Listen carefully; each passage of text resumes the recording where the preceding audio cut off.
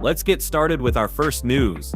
Javier Mendez recently admitted that Khabib was actually thinking about stepping into the boxing ring with Floyd Mayweather. Yes, you heard that right, the undefeated UFC legend who built his entire career on dominant grappling and unmatched wrestling pressure, once seriously considered going into Mayweather's world. Mendez explained that at one point there was a huge amount of buzz around a possible money fight with Mayweather, and Khabib was intrigued by the idea. It wasn't just random talk. According to Mendez, Khabib genuinely thought about it, but in the end, he turned it down. The thought of seeing Khabib inside a boxing ring, stripped of his wrestling advantage, would have been something fans never expected. Mendez recalled how Khabib himself once joked about it, saying, "Just give me one round of wrestling and then take all the rest for boxing." That was Khabib's way of pointing out the difference between his skill set and a pure boxer's. He knew that without wrestling, it was a completely different game. Still, the idea was on the table, and the fact that Khabib entertained it for a moment shows just how big this potential crossover fight could have been. Mendez emphasized that it was more than just casual conversation. He confirmed Khabib was actually offered the possibility of a matchup with Mayweather. However, Khabib made the choice to walk away from it. Whether Mayweather even knew about the talks or if the idea ever reached his team is uncertain. Mendez admitted he wasn't sure if the proposal ever got back to Floyd's corner, but what he does know is that Khabib didn't move forward with it. He was the one who decided not to chase that opportunity, despite the fact that it could have been one of the most lucrative fights of all time. When you think about it, the spectacle of Khabib versus Mayweather would have been massive. After Conor fought Mayweather in 2017, the door was open for more MMA versus boxing crossovers, and Khabib's name always floated around as one of the biggest possible draws. Fans could only imagine the build-up, the promotion, and the global attention such a fight would have brought. But unlike Conor, who is eager to step into boxing for the payday and spotlight, Khabib stayed true to his principles. He always prioritized his legacy, his family, and his values over chasing the biggest check.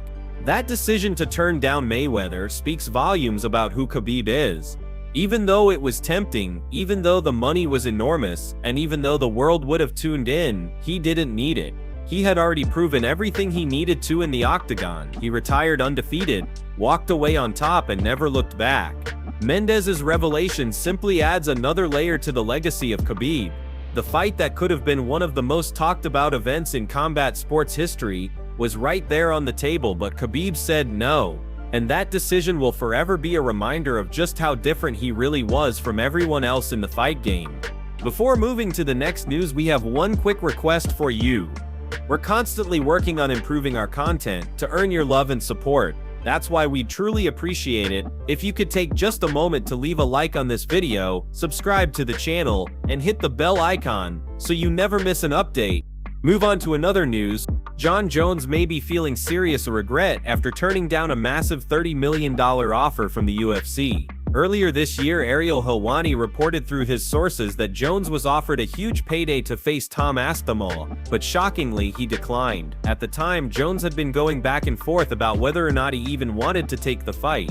Eventually, he announced his retirement, which made the whole situation even more confusing. According to Helwani, Jones originally asked for $30 million to fight Aspinall, but when the UFC actually put that number on the table, he still said no. That's where things get strange, because just days later, Jones suddenly reversed course and made it clear he wanted to fight again, specifically on the highly anticipated White House card. Helwani pointed out the odd timing of it all. He explained that Jones was recently spotted at the Video Music Awards, walking the red carpet and speaking with his longtime publicist Denise White. During a clip from that event, some details about Jones's current mindset came to light. Helwani took notice and shared his perspective, saying that this feels like a case of buyer's remorse. In other words, Jones might actually be regretting his decision to walk away from the $30 million offer. The idea of retiring one moment then almost immediately declaring he wants to fight again comes across as inconsistent, and Helwani believes the only explanation is that Jones is realizing what he passed up. For months leading up to this, the UFC heavyweight division was in a state of uncertainty. Aspinall had been pushing for a fight with Jones, and fans were eager to see if the UFC legend would defend his title against one of the most dangerous rising contenders. Instead, Jones hesitated, made demands, and when those demands were met, he still turned away from the opportunity. Helwani stressed that, from his perspective, this sequence of events makes little sense unless Jones is now regretting it. After all, turning down that kind of money and then almost immediately hinting at a return suggests a shift in attitude that can only be explained by second thoughts. Adding to the confusion is the way fans have reacted. According to Helwani, when Jones declared he was coming back, the response from the MMA community wasn't the overwhelming excitement he might have expected. Instead, Helwani described it as a collective "we don't care." After years of delays, controversies and mixed messages, many fans feel disconnected from Jones's constant back and forth about fighting. That lack of energy from the fan base may be a reality check for the former champion, especially considering how much hype usually surrounds his name. Jones's legacy in the sport is undeniable, but moments like this raise questions about his decision-making outside the cage. The possibility of him headlining the White House card still looms, but the storyline has shifted. Instead of being about dominance, it's now about regret, about money left on the table, and about whether Jones truly knows what he wants at this stage of. Helwani's view is simple. Jones had the fight, the money, and the moment right in front of him, but he said no, and now all signs point to him realizing just how big of a mistake that may have been. Move on to another news. Paddy Pimblett has never been shy about his confidence, and in a recent conversation he compared his grappling to that of Khamzat. Paddy explained that while there are still areas of his game that need sharpening, particularly his striking timing if he wants to compete with elite-level opponents, he believes his grappling is already on another level. He spoke with certainty, saying that once he gets his hands on someone and drags them to the canvas, they simply don't get back up. His belief is that his ability to smother and control opponents is what sets him apart. Paddy described his approach in detail, pointing out that as soon as he secures a takedown, the fight changes completely. He doesn't just hold people down, he makes them carry his weight, makes them feel trapped under pressure, and while they're trying to escape, he's making them eat shots at the same time. That's the kind of dominance he compares to Khamzat's relentless ground game. Paddy specifically referenced Khamzat's smothering style, saying that when he watched Khamzat dominate Duplessis at the weekend, it reminded him of his own ability to break opponents once he establishes top control. He said it clearly, when he's on top of someone, they are not getting up. Paddy emphasized that it's not just about laying on an opponent, it's about using constant pressure, positional dominance, and making sure there's no space for them to move. He forces them to carry his weight, to struggle under his control, while also eating ground and pound. That combination of pressure and damage is what he believes makes his grappling phenomenal. Paddy has always drawn attention for his energy, charisma, and wild personality, but underneath all of that, he takes pride in his skills. He believes his grappling is a weapon that will carry him past many of the challenges in the lightweight division. The confidence he has in that part of his game isn't blind optimism. It's based on what he's been able to do inside the cage. Time and time again, when the fight hits the mat, his opponents don't recover. He smothers them, he controls them, and he makes sure they feel his presence every second of the exchange. Comparing himself to Khamzat isn't something most fighters would casually do, but Paddy genuinely sees similarities in how both men approach grappling. They aren't content with just securing takedowns, they impose themselves on their opponents, taking away hope, space, and energy. It's the type of grappling that forces fighters to break mentally as well as physically. Paddy insists that once he's on top, the fight is as good as finished. His pressure, combined with strikes and constant control, leaves no path for escape. In Paddy's own words, when he gets someone to the floor, they don't get up.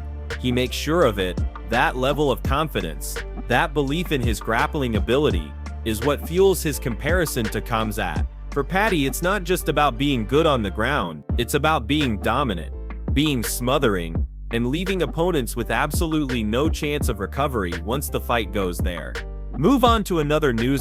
Ariel Helwani has reacted to Jon Jones recently, declaring that he is not retired. This comes after weeks of back and forth surrounding Jones's future and whether or not he would step into the octagon again. Jones himself clarified the situation, saying, "I am not retired. I'm actively training 5 days a week and I'm in the UFC's drug testing pool." When asked about the status of the fight at the White House card, Jones admitted it was out of his hands. He explained that he's training for it, that he'll be ready for it, and that his goal is to compete on that card, but ultimately it's up to the UFC.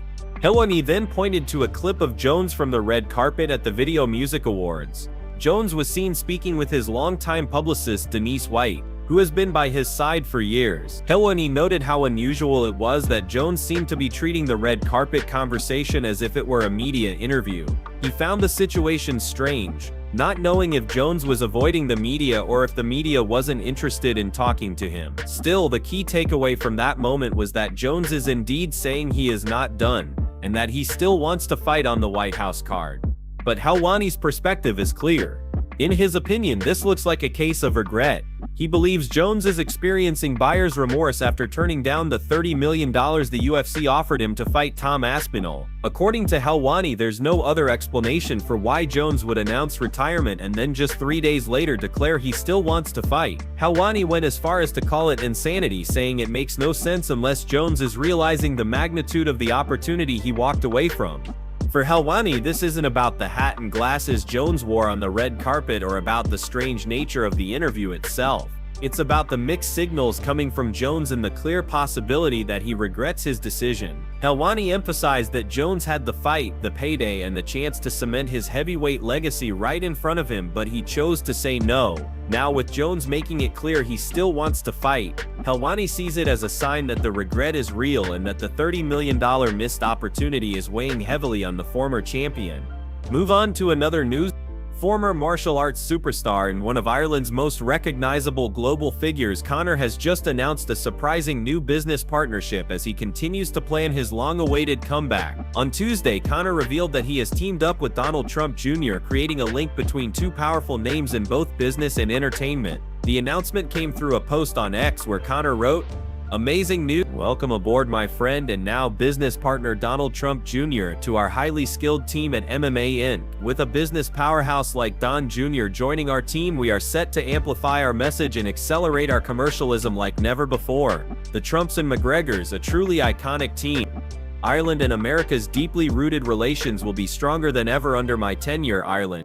This bold statement highlighted not only Conor's ambition for business success, but also his ongoing political aspirations. He has not given up on his pledge to run for the presidency of Ireland, and now with celebrity endorsements and powerful partners behind him, he is weaving his personal brand deeper into both sports and politics. While details about Trump Jr.'s role in MMA remain unclear, this is not the first time Conor has been linked with the Trump family. The timing of this announcement was also noteworthy. Just a day earlier, US President Donald Trump declared that the White House would play host to a UFC cage fight on the South Lawn next year. Trump had first teased the idea back in July, aiming to draw more than 20,000 fans as part of the United States' 250th anniversary celebrations. Almost immediately after this was made public, Conor registered his interest in competing at the event. For him, this could be the perfect stage for a comeback, offering one of the most high-profile venues imaginable. Reports indicate that Conor has returned to training and has re-registered with the UFC drug testing pool, a key step for any fighter planning a return. However, skepticism remains. Some believe the prospect of Conor fighting again may not materialize, and even if it does, his connection with high-profile associates might not carry the weight he thinks it will. Sports journalist Ken Early from the Second Captain's podcast gave a grounded perspective, reminding fans of the highs and lows of Conor's career. Early explained that Conor peaked between 2015 and 2016 when he held 2 belts at different weights, creating global McGregor mania, especially across the US. At that point, Conor recognized just how famous he could become, and how much money could be made through combat sports. That realization led to the historic fight against Floyd Mayweather, which earned him a staggering $100 million. But Early also noted how things spiraled afterward. With fame and fortune came chaos, public brawls, outbursts, aggression, and ultimately a civil trial related to sexual assault allegations. For critics, these moments overshadowed his legacy inside the cage. Yet for Conor, the dream of returning remains alive. His partnership with Trump Jr., his political ambitions, and his registration for potential fights all signal one thing: he is determined to make noise again, both in the business world and in combat sports.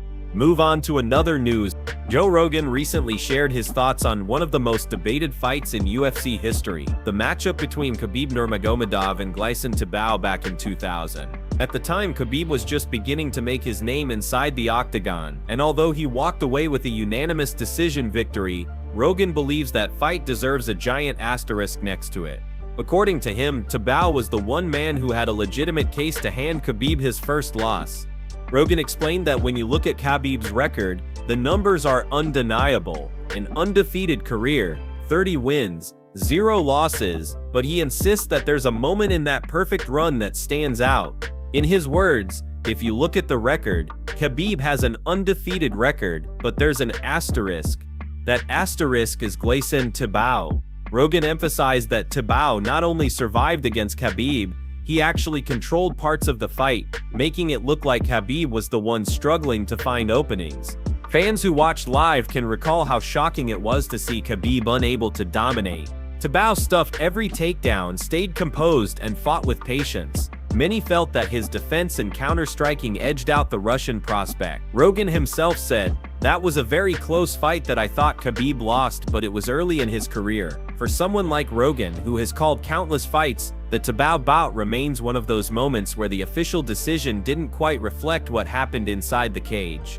Of course, history shows Khabib went on to become one of the most dominant and untouchable fighters in MMA, retiring undefeated and regarded as one of the greatest ever. But Rogan's reminder adds a layer of debate for fans who love dissecting careers. That fight against Tibau over a decade ago still lingers as the night where Khabib's streak could have ended before it ever truly began.